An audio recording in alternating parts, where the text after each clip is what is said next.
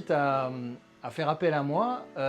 Donc je suis consultant formateur, je mets la formation vraiment au cœur de mon geste parce que pour moi, c'est le geste de l'apprentissage qui est fondamental dans la redirection écologique. Et voilà, je voulais vous expliquer en quelques mots, on va dire, comment moi je peux intervenir dans une organisation, que ce soit une entreprise ou un territoire. La première étape, c'est de construire une carte holistique avec les parties prenantes. Donc on est vraiment dans une logique de co-construction d'une carte holistique en mélangeant les données froides, c'est-à-dire les données scientifiques, avec les données chaudes, c'est-à-dire les ressentis de terrain des professionnels, leurs observations. Donc tout ça permet de faire une modélisation systémique, donc une carte holistique qui va être le point de repère de l'ensemble d'un processus de transformation. Donc ce processus de transformation, il se fonde véritablement sur l'approche par la complexité, donc où on met effectivement au cœur du processus l'intelligence collective pour dégager des intuitions collectives. Le geste que je propose, c'est un geste d'observation des réactions, c'est-à-dire on est vraiment dans la démarche de la complexité. On met quelque chose, on injecte quelque chose dans le système et on regarde les réactions du système. Donc en quelque sorte, moi je vais être celui qui va être le gardien du doute. Je me définis souvent comme expert en doute. Je sais que c'est pas très vendeur, mais pour gérer l'incertitude, c'est le signe que effectivement on est vraiment dans l'appréhension de l'incertitude. Donc moi mon rôle c'est de sécuriser dans le doute. Voilà. Pour pouvoir engager en amont un processus de transformation, il faut être clair de là où on en est, c'est-à-dire où en est le modèle, l'organisation, quelle est sa dynamique aujourd'hui en termes de poids, de résistance, en termes d'acceptation de la vision des fluctuations et des points de bascule à venir, parce que vous pouvez avoir des organisations qui sont complètement réfractaires à la réalité, même si la carte holistique est posée.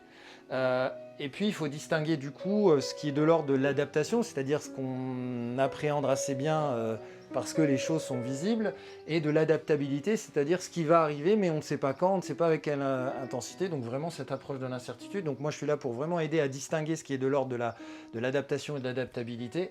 Et je suis là aussi pour aider l'organisation à révéler les points de bascule, donc à partir de la carte holistique, les communs, c'est-à-dire ce qui va faire consensus pour dire si on doit faire quelque chose pour devenir adaptable, c'est vraiment à cet endroit-là et tout le monde est d'accord pour dire que c'est à cet endroit-là. Et puis d'identifier aussi les leviers d'action qu'on va pouvoir avoir pour agir à un endroit du système de façon à mettre en place un effet domino, un effet papillon. Pour engager vraiment la phase de transformation, donc, je vais vous aider à élaborer et à sécuriser une marge, c'est-à-dire un espace-temps où des acteurs vont pouvoir venir travailler. Vous aider également à adapter les règles pour permettre à cette marge d'être sécurisée, c'est-à-dire qu'on va vraiment créer un espace qui est sécurisé dans lequel on va vivre du doute, vivre de l'inconfort, donc avec des réactions émotionnelles, etc. Donc il faut absolument jouer aussi sur les règles pour que ce soit le plus sécurisant possible. Vous aider aussi à construire le collectif qui, entre guillemets, est représentatif de votre organisation, mais cette notion de la représentativité, il faut vraiment se détendre avec ça. C'est-à-dire que toutes les parties prenantes vont être représentatives. Après, c'est plus sur la faculté des parties prenantes à pouvoir appréhender une vision holistique. Voilà. Donc il y a quand même quelque chose de l'ordre de la constitution d'un collectif. On ne va pas accueillir tout le monde et c'est évident. Donc ça, c'est quelque chose qu'il faut qu'on arrive à faire ensemble. Ensuite, à partir de ce moment-là, on va vraiment se questionner sur les rôles situationnels, donc parce que dans cette marge-là, le dirigeant, quelle est sa place, comment il joue sur les deux volets entre ce qu'il a à assumer comme responsabilité de maintien du système et en même temps participer à cette expérimentation dans l'incertitude. Il y a les contributeurs, il y a les communicants, etc. Donc bien travailler sur les rôles situationnels et puis surtout travailler sur cette notion de dirigeant-passeur. Donc si ces deux personnes, de bien établir les modalités de collaboration. Et puis si c'est une même personne, c'est de voir dans son écologie personnelle, ce qui va lui permettre d'être à la fois dans l'incertitude et en même temps dans ce maintien du système, ce qui peut avoir vraiment des difficultés. Des fois, on a l'impression, moi je l'ai vécu, d'être un peu schizophrène. Mais on y arrive. Donc, si on sait qu'on est là où on se place, on arrive mieux à gérer les différentes situations. Ensuite, dans le démarrage de la progression, donc moi, je vais aussi vous aider à identifier finalement ce qui est de l'ordre du maintien du système pour aussi vous faire prendre conscience comment on peut se dégager des marges de manœuvre, ne pas alourdir ce système à la fois en termes d'investissement, mais également en termes de processus de fonctionnement, de management, ou peut-être on s'alourdit parce qu'on est dans la quête permanente de performance. C'est peut-être attirer votre attention sur des démarches d'adaptation sectorielle qui finissent par être de la maladaptation et vous empêchent d'acquérir un niveau d'adaptabilité conforme à ce qui arrive. C'est d'identifier aussi les initiatives dans votre prisme aujourd'hui de projets peut-être émergents, d'initiatives que vous voyez démarrer dans votre organisation et d'identifier ces initiatives avec un regard, est-ce que ce sont potentiellement des initiatives avec des effets leviers systémiques intéressants. Et puis surtout, profiter de tout, c'est-à-dire surtout du maintien de votre activité pour mettre en place des actions pour révéler les compétences et mettre le travail au cœur finalement des enjeux de transformation. Donc ça c'est de toute façon toutes les organisations, même celles qui ne voient pas aujourd'hui des points de bascule ou des fluctuations, c'est quelque chose qu'on peut mettre dès maintenant. Et ça sera vraiment du plus pour la suite. Moi, je sais que dans mon expérience à Métiablier, le fait que j'ai mis en place des parcours d'apprentissage, valoriser les compétences, les métiers, dès 2012, m'a permis à partir de 2018 de pouvoir vraiment accepter qu'il fallait renoncer au ski à échéance 2030. Donc voilà, ça c'est quelque chose qui est assez commun à toutes les organisations, donc travailler sur les compétences et mettre le travail comme étant quelque chose qui est l'essence même de la transformation. Pour le collectif constitué et la marge constituée, eh bien, on aura identifié des initiatives qui pourront en faire effet levier grâce à un processus d'émergence. Donc moi, mon apport, c'est de l'ingénierie pédagogique. Donc, moi, je suis certifié formateur pour adultes. Donc j'ai appris à poser des objectifs pédagogiques, opérationnels, stratégiques.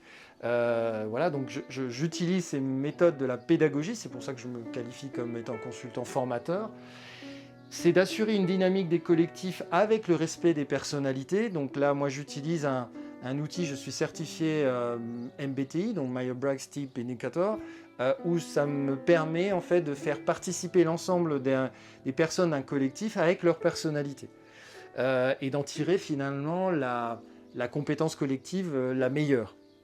Et puis je vais avoir aussi un geste d'énergisation du processus parce que dans ces processus d'apprentissage, il y a des phases tellement difficiles qu'à un moment donné, il faut activer par différentes méthodes. Moi, j'utilise des méthodes de co-développement. J'aime beaucoup aussi le design fiction que j'utilise dans un mode très, très, très, très contraint.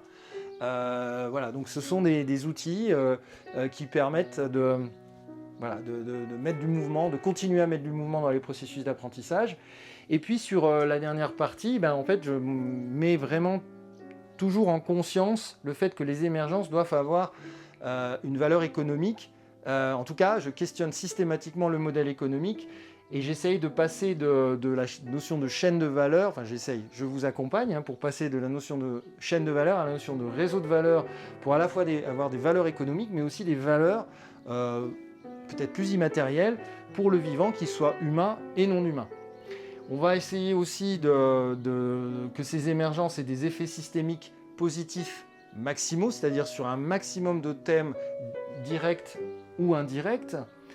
Je veillerai aussi à dire qu'effectivement, dans ces processus d'émergence, il n'y a pas que de la nouveauté. Il y a aussi le fait de faire avec ce qu'on a. Et moi, j'aime bien, en tout cas l'expérience que j'ai, me conforte dans l'idée que les métiers de la maintenance, en tout cas tout ce qui est cette logique de maintenance, c'est-à-dire de faire avec ce qu'on a en termes d'infrastructure, c'est quelque chose qui est assez fondamental dans la redirection écologique, tout comme la low-tech et ce que j'appelle l'ingénierie Castor, où on est sur la recherche de techniques et d'interventions au plus juste dans le système, mais avec une intelligence systémique.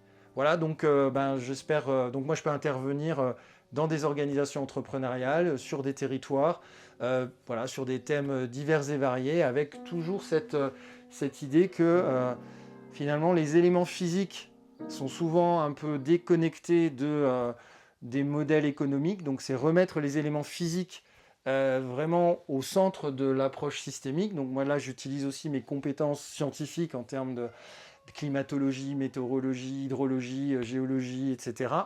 Donc j'ai cette compétence-là également.